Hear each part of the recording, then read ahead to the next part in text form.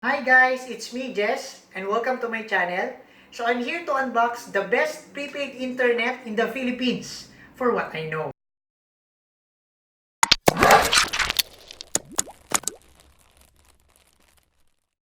We're here at Green Hills V-Mall para kunin yung ating pina-repair na laptop for free. Yung laptop ko, kung maalala niyo, meron siyang stain gate issue. Stain gate, yung parang nagkakaroon ng smudges kasi issue siya ng mga retina display. Puntahan natin sa taas at tingnan natin kung ano na itsura ngayon ng laptop. Tara!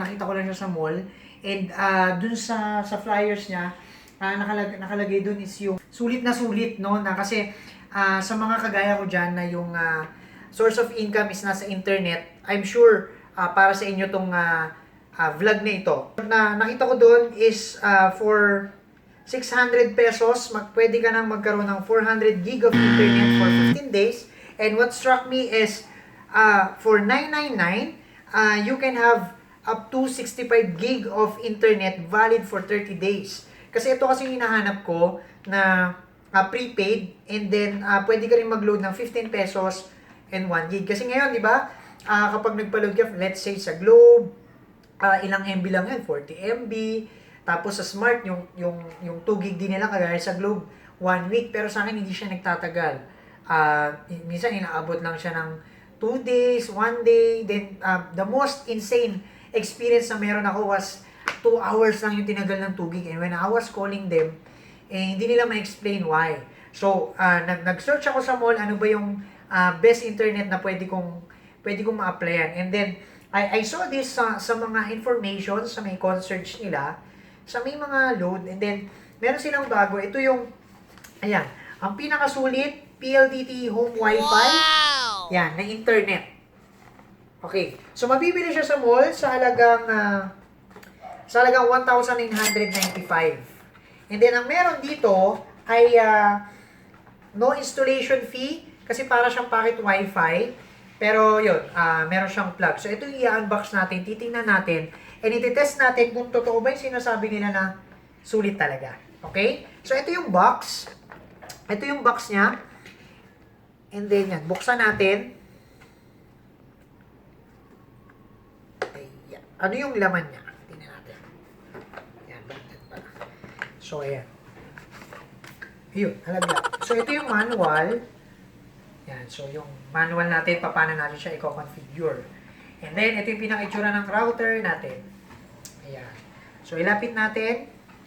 Ano yung mga ports? So, ito yung mga ports niya. Ayan, so on and off, switch. And then, ayan. So, dito yung sa adapter. And then, dito naman if gusto natin ng LAN connectivity. Okay. So, itong PLDT ay powered siya ng Smart. So, ayan. So, i-set up natin. Subukan natin siyang i-set up. Ito naman yung laman ng box pa. So, ito yung SIM card. So, no need to insert kasi it's already inserted dito. So, nakalagay na siya ron. And then, ayan. So, what's all about that device. And then, ayun. So, tama natin. And then, eto. Ayan. So, yung adapter. Ayan. Adapter.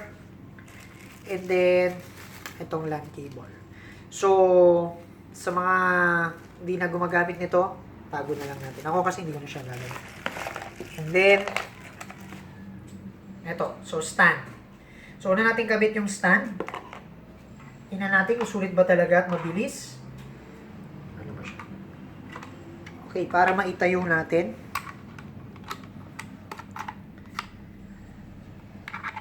So, yun, pinupush lang pala. Yan. Tapos, tanggalin natin siya.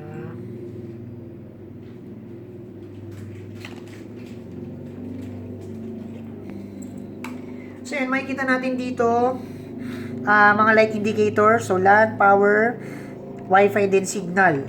So, nakalagay dito, yan. Pag bad signal, it's red. So, good signal, green.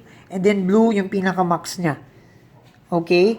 So, kapag blinking red, no Wi-Fi, no signal, at saka no SIM card. So, to test it out, so I'm here at Mandaluyong. So, titingnan natin kung malakas yung signal dito. So, subukan natin isa.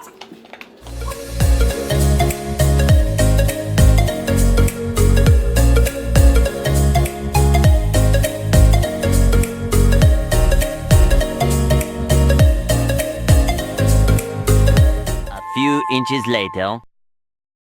Since nagbo-blue siya, tingnan natin kung ano yung gaano siya kabilis. So, speed test tayo. And let's see. Gaano siya kabilis.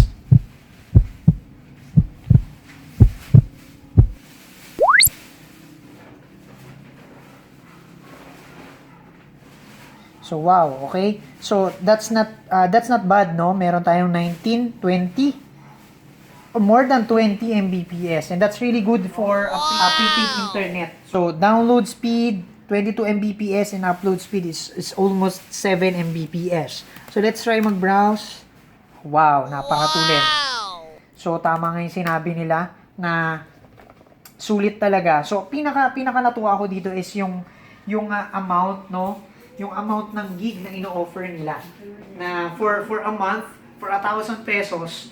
So you can avail up to 65 gig para ka nang naka-subscribe sa postpaid, right? So that's for our review. So kitang-kita natin na sulit siya. This is not a sponsored video. Nag-try lang tayo ano ba yung best internet na pwede nating makuha. So for me, sulit na sulit siya.